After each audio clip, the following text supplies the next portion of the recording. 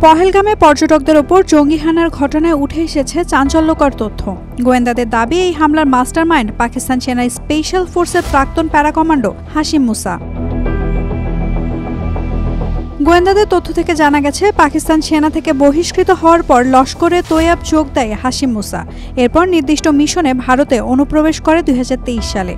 পহেলগাম ছাড়াও গান্ডেরওয়াল ও বারামুল্লার জঙ্গি হানায় তার সরাসরি যোগসূত্রের প্রমাণ পেয়েছে গোয়েন্দারা। জানা গেছে, মুসার দায়িত্ব ছিল ভারতীয় সেনা ও অকাশ্মীরিদের টার্গেট করে হামলা চালানো। শুধু তাই নয়, স্থানীয় যুবকদের জঙ্গি কার্যকলাপে যুক্ত করাও ছিল তার অন্যতম কাজ। গোয়েন্দারা জানাচ্ছেন, মুসা পাকিস্তান সেনার SSGতে ছিল এবং অত্যাধুনিক অস্ত্র, হ্যান্ড টু হ্যান্ড কমব্যাট ও কোভার্ট মিশনে তার দখল ছিল চোখে পড়ার মতো। পহেলগামে হামলার সময় জঙ্গিরা কোডনেম ব্যবহার করে একে অপরের সঙ্গে যোগাযোগ রাখত, মুসা, ইউনুস ও আসিফ নামে। এদের মধ্যে মুসা অর্থাৎ আসিফ ফৌজি ছিল মূল সংগঠক।